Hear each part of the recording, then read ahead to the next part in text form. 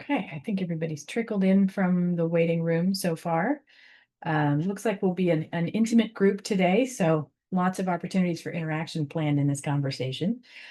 First, I want to welcome you. I'm Dr. Amy Rock. I'm the Executive Director of UCGIS, and I want to welcome you to our webinar series. We do these roughly once a month during the academic year.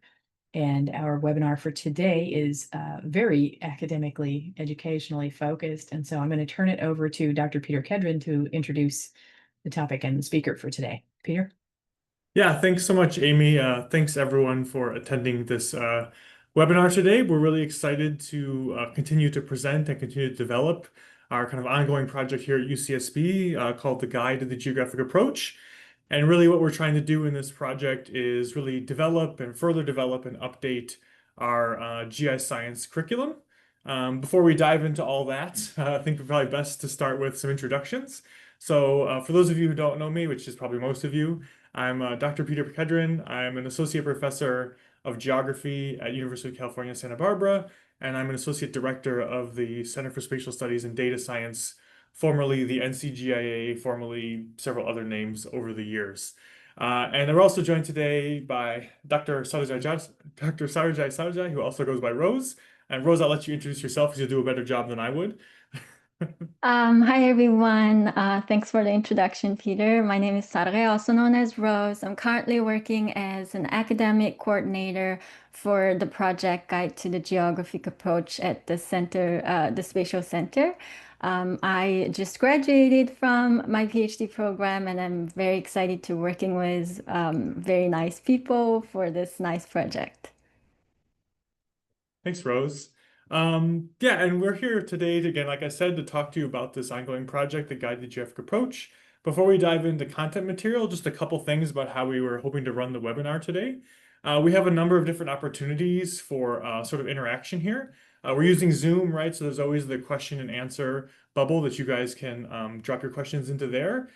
Throughout the webinar, I'll be answering those questions, or Rose will be answering those questions, depending on who's talking. And if there's a question that we can bring up in the chat and discuss as a group, we'll also sort of do that as well. So we have several stopping points along the way here as we go, trying to increase the interactivity of this particular webinar today. So please use the chat. Please use the question and answers. We'll be monitoring both, trying to bring those things up as we go. Towards the end, we do have some time kind of reserved here to do a discussion. So when we get to that point, we may try to promote people to speaker and do chatting that way, especially because we're a small group. And then also along the way, we've got some survey questions and Mentimeter questions to sort of poll the group and see where we're at in terms of content and questions and things like that. Okay, so I think that's the procedure. It's pretty straightforward. Most of you guys have probably seen Zoom before. What are we planning to do today? Well, we really just want to really quickly, briefly familiarize you with kind of the overall Guide to Geographic Approach. A lot of those materials are online, so we'll keep that relatively quick and short so you just kind of get familiar. But then we do want to dive a little bit deeper into some of these teaching materials and course content materials that we've been creating and sort of show you a little bit more the nuts and bolts of how this whole thing works. And we think that's an important thing to do because this is meant to be a very collaborative project. We've been trying to get things started here. We're really trying to act as a catalyst for a larger level of community involvement and community engagement in trying to think about how geographic information science education can or should or would be updated in light of technological changes and the emergence of lots of new concepts that are coming into the field and skills that are being required by our graduates. You know, the classic example everyone immediately thinks of is AI, right? Like what spatial concepts, what fundamental concepts do I need to teach when I teach AI? What skills do my students need? What's in demand in the workforce? Things like that.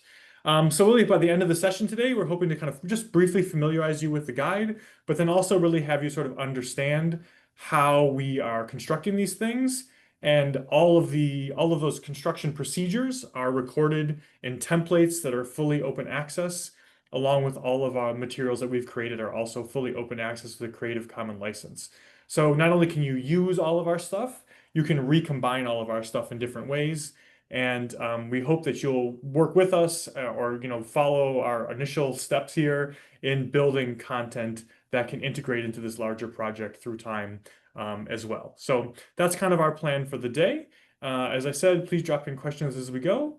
But with that said, I think it's time to dive right in. So let's go forward here. To start that, we're just going to kind of familiar you guys with a brief video before we dive into the details ourselves. So Rose, I'll hand it to you. Technology is constantly advancing, and GIS is no exception. Geospatial technology has expanded from the desktop to the cloud, out to mobile devices. And today's students will be tomorrow's experts, tasked with using GIS to solve our world's biggest challenges. And to prepare the next generation of GIS students, the University of California, Santa Barbara, Esri, and other experts partnered to develop a new curriculum, the Guide to the Geographic Approach. Not familiar with the Geographic Approach? It's how we think about and analyze our world in the context of location. This guide uses modern web GIS to teach fundamental workflows through applied problem solving. Topics range from urban forests in Canada, to wildlife conservation in Texas, to deep learning with GeoAI in the Caribbean, and many more. Beyond just teaching the mechanics of GIS, this guide incorporates ethical lessons and questions to help students see and understand the societal implications of their work through a historical lens. So what can you or your students expect from this guide? It's a series of modules, and each module is a self-contained page that provides context about a particular topic through which GIS is taught and explained. First, learners are provided with a rich background on a topic through text, video lectures, images, maps, and other media. The ethics portion offers a video, activities, and questions with historical or current events that are relevant to the module's topic. The technical skills section offers an embedded interactive learning experience that begins to paint a picture of the module's theme with real-world data and step-by-step instructions. And as students progress through these skills, their knowledge is tested with quizzes offering immediate feedback to reinforce learning objectives and gauge understanding. Finally, a lab exercise continues the learning experience with a deep dive into the module's topic using geoprocessing tools or notebooks. These modules can be used as is in your classroom or treated like building blocks. Since they're built using ArcGIS story maps, you can duplicate and customize them, remove, add, expand, or collapse sections to fit your course's needs. Just like the technology you teach, these modules are evolving, and we need your help. During our early adopter period, each module has a survey for you and your students to fill out for feedback, helping us develop the best materials possible. Could areas use improvements? Share your thoughts and help shape the future of GIS education. We'll also be creating additional modules. These will continue to cover the vast array of GIS topics, such as remote sensing or business GIS. Built with modern GIS in mind, the Guide to the Geographic Approach leverages the latest geospatial technology to study our world with location at its core. So pick out a module, check out a video, an exercise, and help us improve this experience for learners everywhere.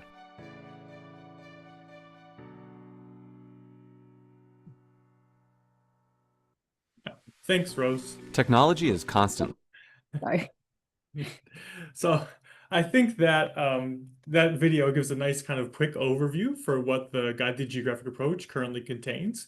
I've added into the chat the link to our main website and contacts if you have further questions beyond today's webinar as well. That just kind of gives you that high-level information.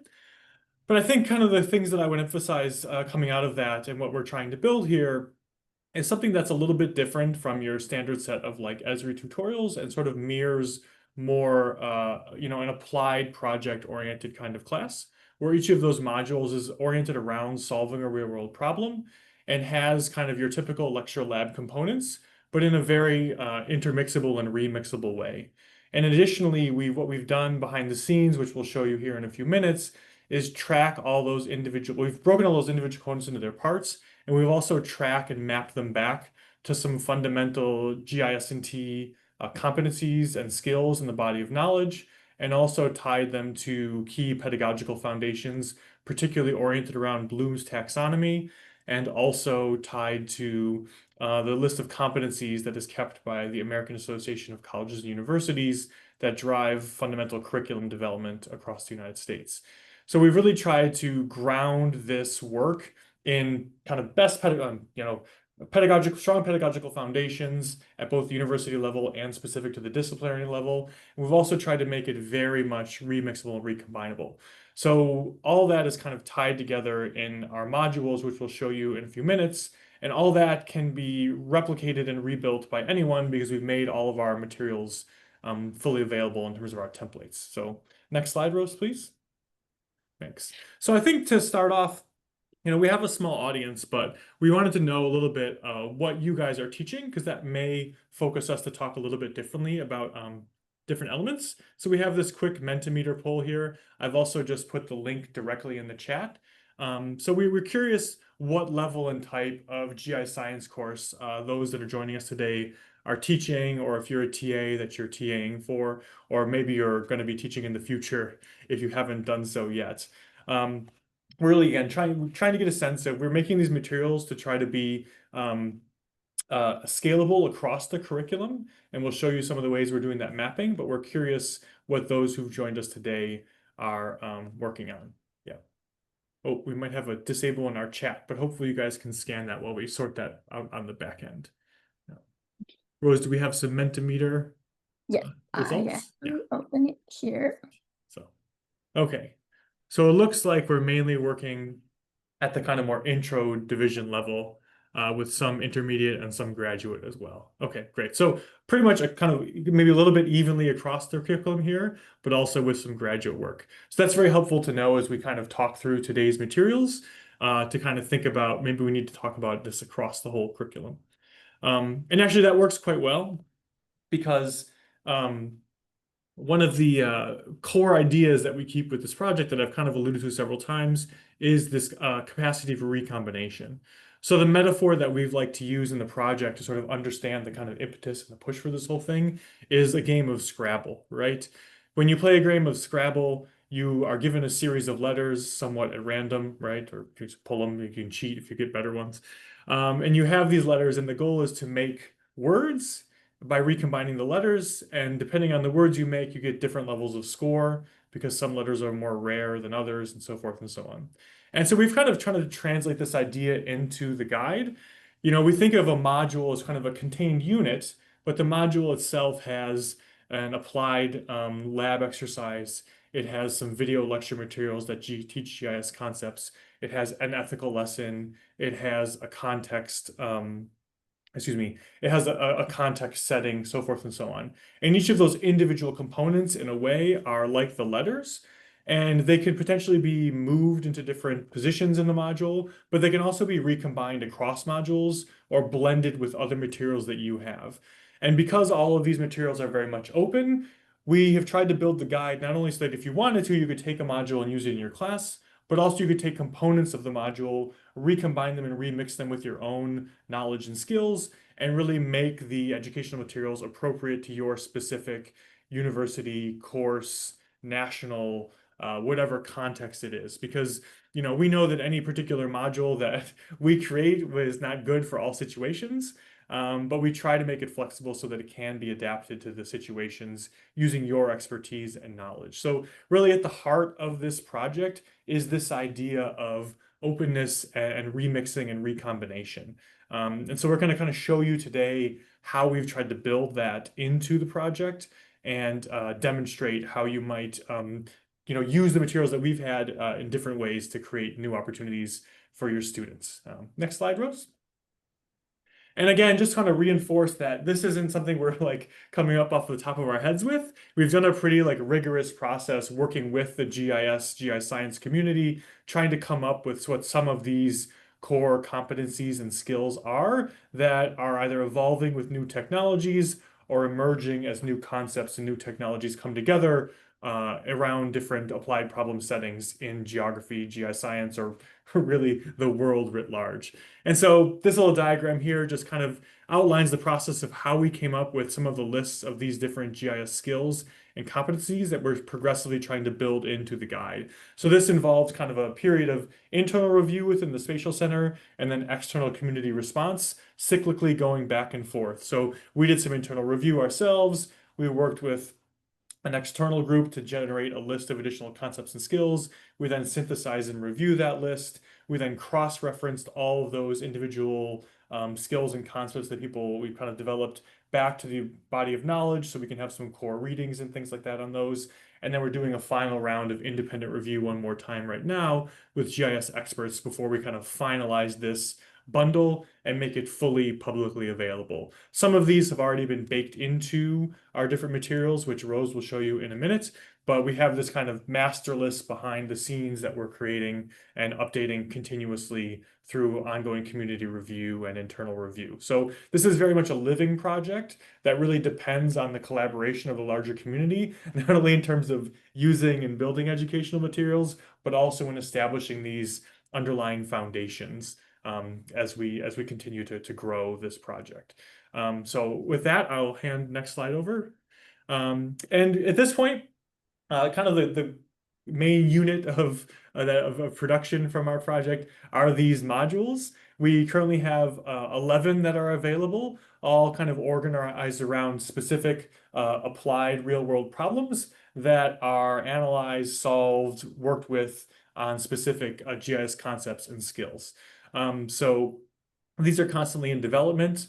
We've released 11 so far. We have a pretty good number in ongoing development, which we can talk a little bit at the end. And in the longer run, or even in the medium term, we're also continually looking to develop more modules with partners. So if anyone is interested in developing a module or coming up with a really good idea or some kind of concept you want to fold in, we're very happy to hear from you using the contact emails that we listed in the chat, or perhaps we can just discuss it a little bit at the end as well. So yeah, and I think with that said, you guys have already kind of seen this in the video, but just to kind of recap, what we have kind of created is our main unit is the module. That module is organized around a story map, which is meant to be student and classroom facing.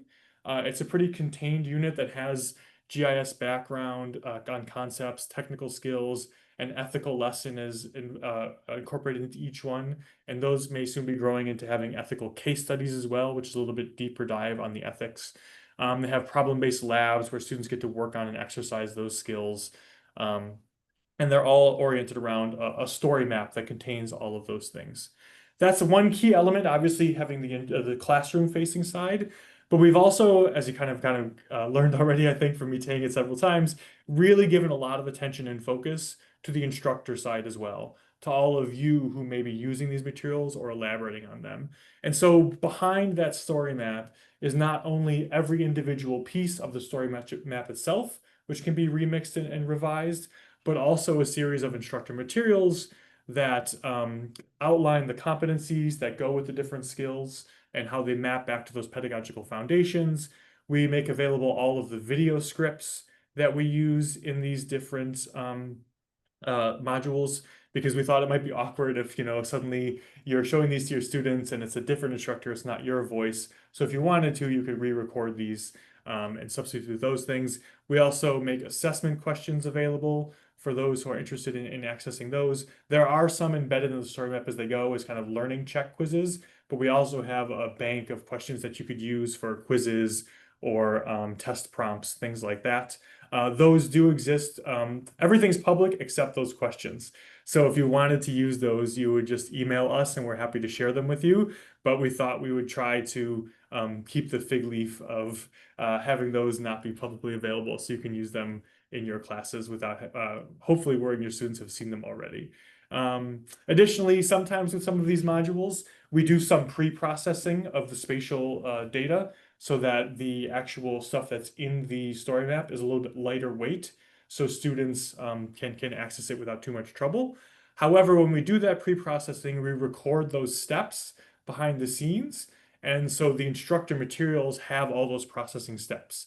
So if you wanted to go further with your particular class and do some of that pre-processing or post-processing, or have the students do that in your classroom, those steps are available in the instructor materials. So a good example of that one is we have one module where we're looking at urban heat island effects or even urban heat effects in Vancouver, Canada. And to make it a little bit lighter weight for the story map, we did a lot of the pre-processing of the raw roster data ahead of time. But we recorded all those steps. So while the students may just see a land surface temperature layer, all the steps to generate that land surface temperature layer exist in the instructor materials. And you could, teach those in your classroom, following the steps or adjusting them however you like. So we have a pretty rich set of instructor materials sitting behind the primary story maps. And Rose is going to sort of show you some of those here in a moment and how you can remix them and relink them if you're interested. Okay, I think that is that for this slide. Yes, thank you, Peter, for your introduction. And now I'm gonna jump out of the slides and show you our actual website, the Guide to the Geographic Approach. So here's the main page of our project website, and we have different sections, and all the modules are available here in the module gallery page. You can see we have 11 already published. So like Peter mentioned earlier, there are two primary things that we can use or the instructors can use. One is the story map. The other one is the instructor materials. So I'm gonna start from the story map. You've already seen a little bit in our introduction video. So here, for example, for the determine planting location for urban trees story map, you can click the link or click explore to open the story map. Here you see the self-contained story map. This is the link that you can share with your students so they can access the story map. We often started with an introduction to give an overview of the module. Sometimes there is an introduction video. And then we usually have a ethical lesson session and applied problem. We put it front and put it in the center just to frame the entire problem before the student get into the technical part. Then we have our GIS background section, which we often include why this spatial analysis matters, what is the spatial concepts covered in this module. And then we have our technical skill part, which is often this type of interactive way to help students explore the data a little bit more, do some very simple analysis, changing the symbols or do some aggregation. And there's also very detailed screenshots and steps to help students really get involved with this interactive study. There are different surveys so students can test their knowledge while they're working on this technical skills part. And then once they're prepared with this basic skills, getting to know the data, they can really deep dive into the problem-based lab. When they click it, it's gonna provide them the PDF version of the problem-based lab. We often provide extra resources if student wants to learn more about this concept or the spatial skills. We provide some already existing tutorials so they can further improve their skills on the topic or the spatial analysis part. We have some conclusion at the end, and we always wanted to get feedback. So we have a student feedback and instructor feedback survey. So we can use the feedback to further improve our modules. So here is the primary story map. Then I'm gonna show a little bit about the instructor materials. So to get the instructor materials, you just need to click download instructor materials. And it's a zipped folder. And if you unzip it, you see it's not just a single file, it's a organized folder. It includes all the materials we just mentioned earlier. You can start with the educator introduction. It usually gives you an overview of the module, kind of introduce what kind of technical requirements is for this module and talk a little bit about the learning objectives, what kind of materials are included in this module. And we have a table that discusses the module competencies. Maybe Peter, you want to talk a little bit more about it here? Yeah, I just wanted to kind of highlight this aspect of the project. This is a little bit still our sort of beta version of these. They're presently embedded for each module in the instructor materials. What we're currently working on at the moment too is kind of essentially converting this initial table into a larger search tool for the larger project. So hopefully in the future, this will move to something that is searchable at the website level. So if you come in looking for a particular kind of GIS skill or a spatial concept that you want to teach, you can search at the higher level to find these particular pieces of where in the guide you might find these individual things being taught or covered.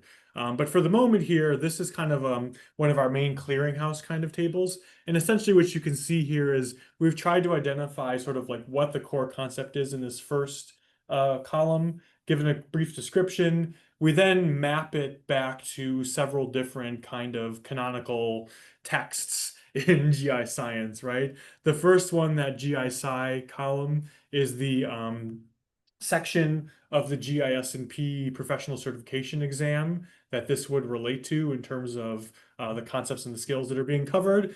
We then map it also to entries in the GIS&T body of knowledge, where people might find additional readings on these. And then we also map it, as I said, to the pedagogy in Bloom's taxonomy, identifying both sort of the cognitive and knowledge level at which this skill or concept is being covered in this particular module. And then lastly, we point to where in the module you would find this particular skill covered. So hopefully this helps people sort of map this into their own planning for different courses. Like if I wanted to cover sort of, this idea of how do I conduct a clip and remap and roster data, I know in this particular module, I can find it in the lab, and really it's covered in an application level for the students. So this is kind of a main clearinghouse for how the concepts and skills map to different aspects of the project. So just wanted to sort of emphasize that. And again, this is informed by that ongoing review process that we're always doing, looking for what are the skills, how do we teach them, what's new, what's changing in the field. So with that said, I think I will hand it back to Rose. Thank you, Peter. So that's the educator introduction file that you should start with. And then we also have the data access links. So you know where exactly the data come from, the data used in this module. And we have the problem-based lab provided as a PDF. You can see we provided very detailed instructions for students so they can follow along very smoothly. And then, like Peter mentioned earlier, we have the video scripts for all the videos that we included in the story map. So you can use it, or you can just, use the video itself, or you can do your own recording with our provided video scripts. And we also have the supplemental materials. Also, Peter mentioned earlier, some of the labs can be very complicated and comprehensive, but you probably don't want your students overwhelmed with all the steps. So you can just use some of the supplemental materials. If you want to make your lab more comprehensive, you can include it in your problem-based lab, or you can just cut it out. So we just want to provide instructors more option when they are trying to develop their own courses. So here are, oh, sorry, I have one more thing that I want to discuss. So yeah, so earlier, as we mentioned, we have the assessment questions. To get the assessment questions, you just need to click this request question bank, and it's just a very short survey. So you can just put your name, role, and we will email you, just to make sure this is only for the educators, not for students. And I think at this point, we've kind of given you guys a good sense of the different pieces and components in this.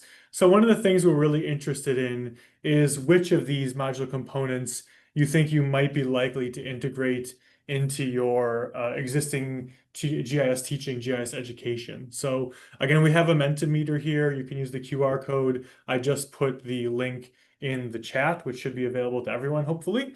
So we'd like to know sort of, again, what are you guys thinking based on this quick look that you've had at the project might be useful for your particular course at this time? So see if we have a Mentimeter response on that one yet.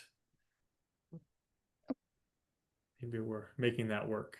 Oh, here we go. Good. So, okay, so some interesting project-based labs, skills and concepts. Yeah, okay. Kind of spread across the board, it looks like. That's good. Okay, yeah. Yeah, and I think too, as we continue to grow the project, right, we'll have a more and more comprehensive skill list. It'll always be evolving and always be changing, but that kind of feedback is really helpful. So thank you, and we can revisit that at the end when we have time for questions. So I'll hand it back to Rose, who's going to talk a little bit more about not only what these modules have, but how they can fit into your courses. Great, thanks. So as we mentioned earlier, the best part of our Guide to the Geographic Approach project is that all components are openly available. This gives you two great ways to use the material. The first way, which I want to focus on here, is adapting an entire module to teach a specific concept. So what I want to demonstrate here is how you can apply these modules to your existing classes. So let's look at how this works in practice. Here's a typical intro GIS syllabus mapped out week by week. Part 1, we usually covers the fundamentals like spatial data, data modules, projections, and coordinate system, and we talk about introduction to cartography, map making, etc.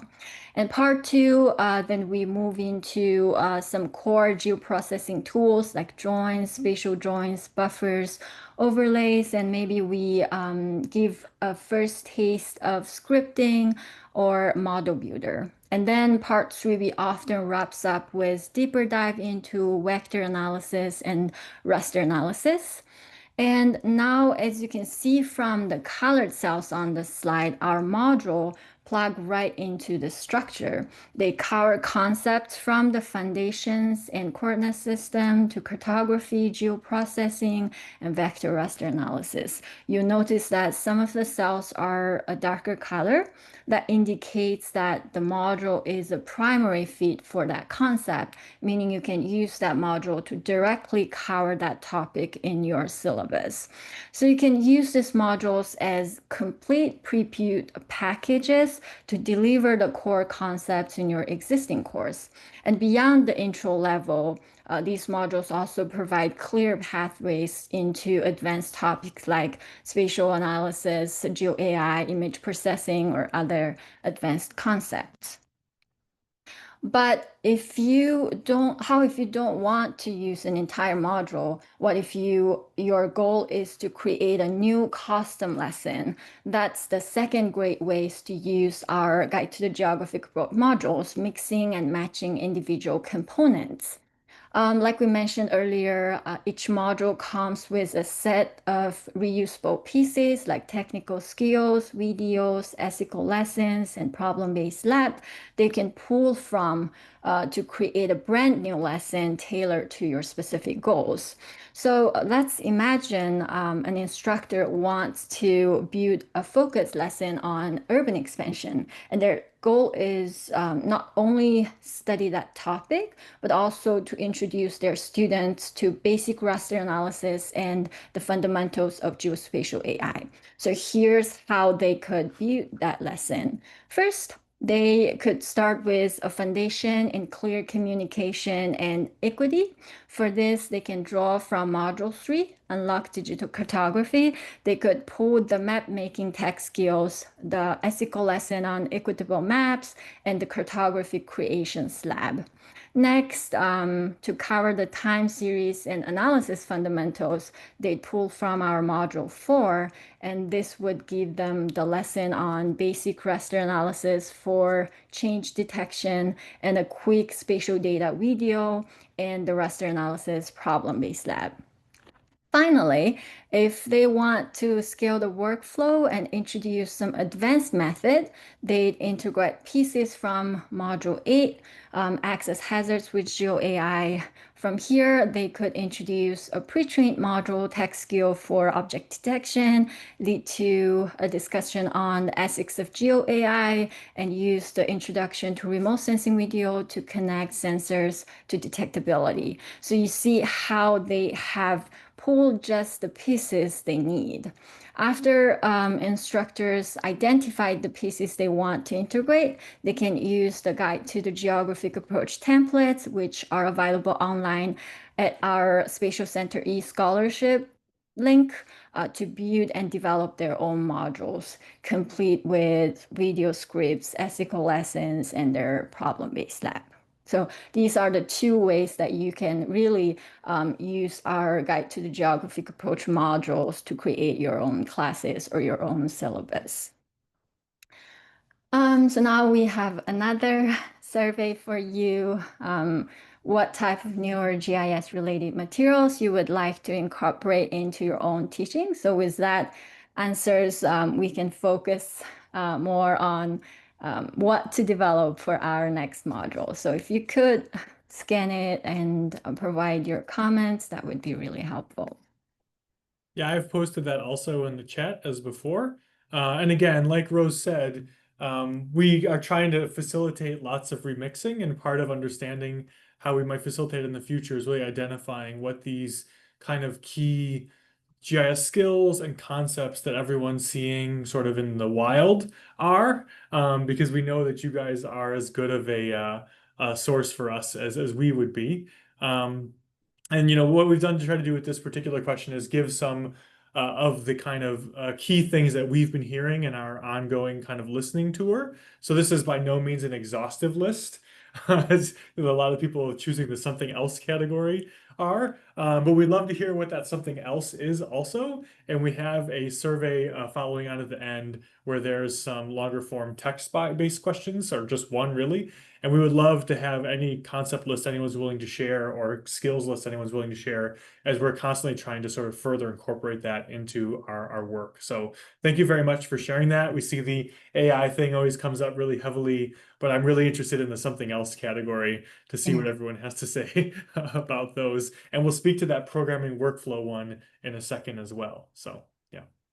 Oh, we have actually another slide, survey here to just asking what you, how would you like to integrate these materials on your own courses? So yeah, if you could take a moment to fill this survey, that would be also really helpful. And we promise this is our last little Mentimeter survey question. But here again, we're not only interested in sort of which particular materials you guys are interested in using, but whether this kind of remixing is appealing to the audience as well, or do you just want whole modules? Kind of what are you thinking about how this might actually fit into your course? Because again, that's really helpful for us sort of on our end, thinking about how we build these materials, what we share, so forth and so on. So this is really a very helpful feedback for us.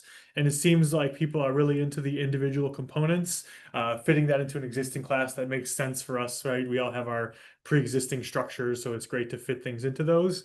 But I'm also heartened to see here that people are interested in using our templates, which I'm going to give you the link for in a second here as well. So that's really great, because we are looking for collaborators, as I said, and I think the more we can leverage sort of the overall knowledge and expertise of the larger GIS community, the better not only this project will be, but GIS and GIScience education will be as well. So yeah. And I think, that's a good transition point here, just to kind of talk about some of the kind of next steps that we're developing in the guide. Again, I've already mentioned some of these throughout, and I've got a few other notes that occurred to me along the way that I'll also mention. But, just kind of following our twisting path, as it always will be in these kinds of projects.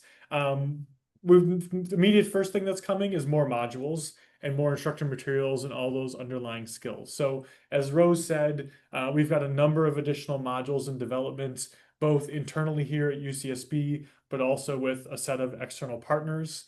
In particular, we're really excited. We're collaborating with the University of Southern California and also with Clark University, developing some specialized materials in those institutions' areas of expertise.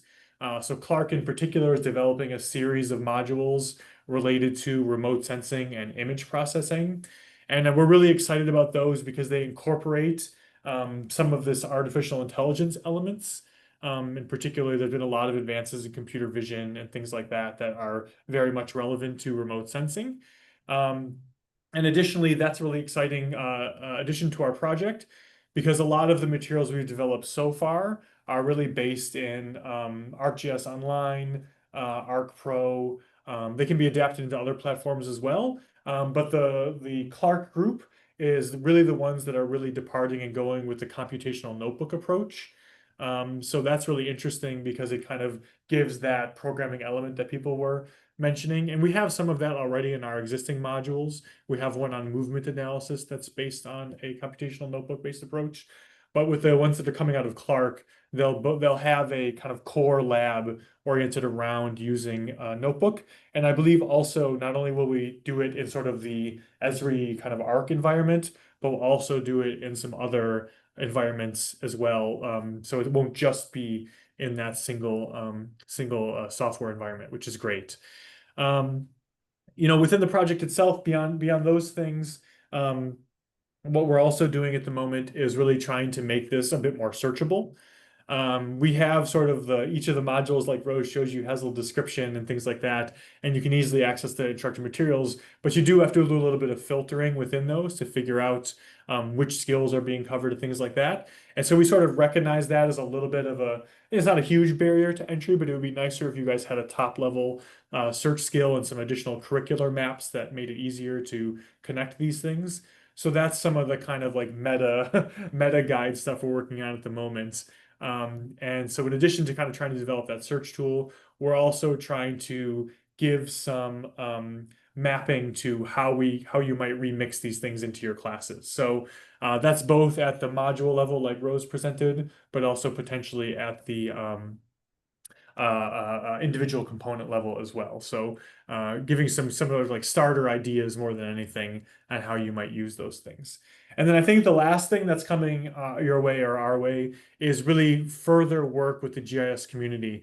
We've been fortunate so far not only to work with those institutions that I mentioned, Clark and USC, and also the University of Redlands has also been creating some modules focused on business applications for spatial analysis. But we've also had the opportunity to work with some individual collaborators at this point, and that's been an interesting and exciting sort of experience as well. So we have a malaria module that is just released that was developed with Justine Blanford at University of Twente, which is great. And we have several others that we're working on as well. So we're really looking for more partnership on this. I've kind of mentioned this a bunch of times. And so if anyone here is interested in building or developing materials, we'd love to hear from you. And similarly, we've kind of created a platform for doing that. So I see that Rose and Amy just shared again, not only the guide, but also the eScholarship website link. So that eScholarship website has all of the templates that we've created that kind of guide and show how we go about building these projects, including building these modules, including a step-by-step guide for creating all of these different materials. So we hope that will facilitate people kind of trying to build and generate these things themselves. And the way we've kind of done this in the past is, we ask people to sort of start with sort of like, oftentimes we like have a lab or we have an idea that we want to do. And so it's just kind of review what you already have, right? Check out our templates. Kind of try to map those things back and forth to each other and come up with an initial kind of draft idea for the module. And then at that point, connect with us essentially. And we can talk through and kind of start working on what is and isn't possible, how hard these different things are. I'm sure you guys have the expertise in that as well. And then we can start trying to begin to build that together. Essentially, we have some capacity within the project on our side to support the construction of these modules and the development in the story map delivery vehicle that we're using for the main delivery of these from the student side as well. So, we have some capacity to support and build that work with you. So feel free to reach out to us if you have an idea, and we can try to figure out a way to construct these modules around these important concepts and skills that are emerging on the scene as technology changes around us. In addition to that, we're also developing a community page that is on our website. It's a hub site, and it kind of essentially has a discussion forum and things like this. This is still kind of in the early days for us, but we do see it as an important future way in which to connect with the project. And in particular, we're hoping that, if you guys develop really good module ideas or remix things into your classroom, you'll share those stories and experiences on the community page to give others inspiration and kind of just generate further energy around this kind of open approach and shared approach to GIScience education. Because I think at the end of the day, we'll all benefit from each other's expertise. We all have a comparative advantage in some different part of GIScience and GIScience education. So the more we can share that, we benefit from the trading of ideas and materials as much as possible. So I think those are kind of the main ways we see people getting involved. And we really hope to hear more from everyone. And if you have any questions, I think we're going to transition to that soon. Now, yeah. So we're very happy to open up for questions here. Again, these are just the kind of links if you want to follow up with us afterwards in terms of our email. But at the moment, we have room in the chat, and we have the question and answer bubble as well. And because we're such a small group, we're happy to just answer any queries people have at the moment. So I'll give you guys a second to formulate and ask any questions in the chat or in the Q&A, and then we can respond to those, because we threw a lot at you, but hopefully it was exciting and interesting. So thank you. Give you a second to put together some questions.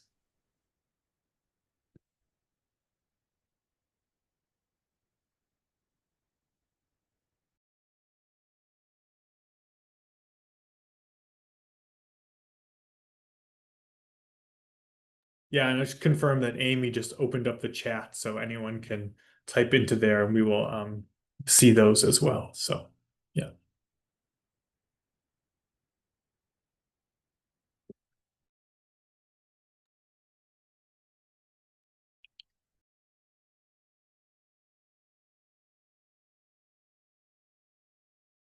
Well, as you guys formulate a question, oh, Amy's got a question. Go ahead, Amy. Sorry. Yeah, I'll get started with one while folks are thinking about all of that stuff. So I guess the mentee that you had talked about different levels of teaching, and a lot of the modules that I've seen previewed so far seem to be sort of intermediate college kind of stuff. But if you're teaching, like I have a range of labs that I've built from intro to advanced courses and whatnot, and a lot of this appeals to me about building out the rest of the lesson into this sort of self-contained package. So what are your thoughts about, are you trying to focus on a particular academic level right now, or kind of open across the board? Or Yeah, that's a great question. It's probably one of the ones we get most frequently, actually. It's sort of like, what's the level for the materials? And I think you're right. We've kind of tried to cheat a little bit, I would say, and make modules that would appeal across levels, right? Like with a little bit of work, we could see these being put into an introduction class. We could also see them being elaborated a little bit upon and put into a more advanced class, right? I will say the one level that we don't have directly covered in our modules yet, but well, two levels that we haven't really covered directly yet, but are working on with our partners, is sort of the almost like pre-GIS class, more focused just on sort of like spatial thinking and general awareness of these technologies and topics. And that is something that our collaboration with USC is really developing. So USC is developing a full course stack meant for students who have never seen any of this before, and maybe coming out of a sort of like prototypical American high school education where you don't have geography or really GIS covered pretty much at all, unless you sort of get a lucky break in a particular place or something like that. So that is meant to be a full standalone course stack that John Wilson and his team are developing. But what we're going to do from that course stack is develop much more intro level materials that'll fit on this model of these kind of modules. And those will be much more like intro level, right? Additionally, the collaborations with Clark and Redlands are interesting because those are kind of moving us in the focus of more like advanced topical classes. Like right now, we're kind of like general use, if you think about it that way with these modules. But like the Clark stuff, obviously, will be very specific to like a remote sensing kind of course environment or applications of remote sensing in particular topical areas. And actually, that is scheduled to be a stack of 10 to 15 modules. So it'll be quite a bit of content on remote sensing for different kind of topical areas, hopefully, or that's the plan. And then the other one is with Redlands, we've developed some business-focused application modules. So you kind of imagine like GIS for X, right? So we're also seeing some of that kind of plan of development as well. So yes, at the moment, we kind of have these kind of remixable general purpose kind of guys, but we have thought both on the kind of intro end and the more advanced end. And I think there's overlap with those more advanced topical ones with your graduate education as well, right? Where you've got students wanting to do more focused training in something like remote sensing for specific more advanced project application work. So yeah, we have thought about those things and are in the works, I would say, yes. We have a question here from Drew Turgovac as well. Hey, Drew. He said, with new versions of Pro coming out so frequently, is there a protocol with updating the modules? Is there a note when the module was last updated? So yes, much like the Esri tutorials, we stamp these guys with the last tested date and the version on which they were tested. We do have an updating procedure that we try to keep up with these things. We are very happy and lucky on this project to be partnering with Esri. So we do have support from the Esri tutorial development team in sort of making sure these things stay up to date and are functioning. One of the key things that we have in there is that feedback form. So as people have started to use these, you inevitably find little things that do or don't work, or there's typos here or there. And so one of Rose's big jobs at the moment is receiving those comments and updating them and making sure that these things stay stable through time. But yeah, at the moment, we just kind of have them tracked and marked, and we are trying to stay on top of that as much as possible. But it's a classic question whenever you do these things because the technology is moving so fast. And again, that's one of the main motivations for this project as well, is like we see this compression in the skill and competency cycles more and more for the students that we're teaching. And we want to sort of ground them in these fundamental foundations because those are durable through time. But we also want to give them the skill sets as much as we can of the moment. And as much as those are changing, we try to keep up with it, but we really try to bring forward those fundamental durable skills of spatial thinking, understanding these spatial concepts so that those students can distinguish themselves and be flexible and malleable into the future. So it's a great question. It's a classic question. We're doing our best is the short answer. Yeah. Are there any other questions floating around? Rose, can you think, what are the other classic questions we get when we do these? I think Amy's question is the one we get most frequently.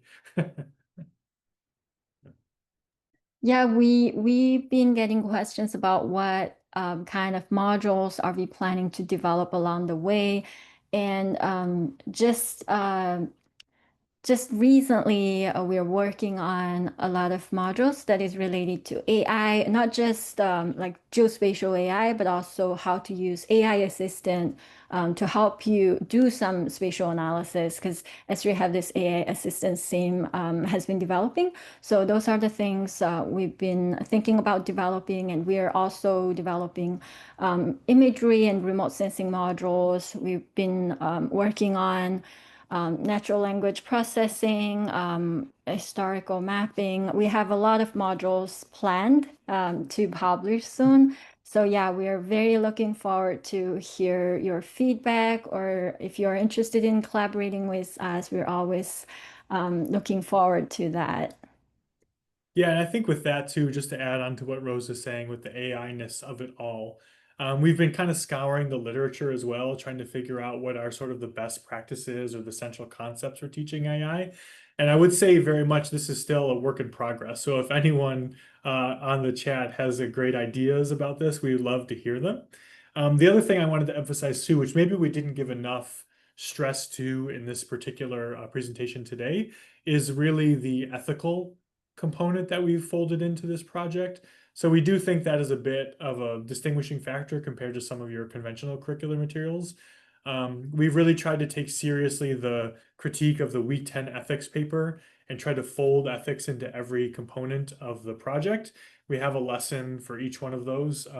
But we've done more than that recently. Kind of version 1.0 of this project had ethical lessons tied to the applied problems and the skills and concepts being taught in the module. But what we've done since then and what we're trying to further grow in the project is we've tied we've created a template for creating ethical case studies, which relates back to a project that Dawn Wright and David DiBiase led a while back about professional ethics for GIScience. And so those materials, which are available on the eScholarship template, have sort of some key guides for how to build these ethical lessons, and those graphed back to the GIS Professional Code of Ethics, kind of the four main areas, and there are different kinds of obligations students have. And then also to some more recent thinking about things like positionality and power, and those kinds of more social sciencey concepts. And so there's this fusion together of those so that we can ground our ethical lessons both in professional practice and more sort of academic thinking about ethics.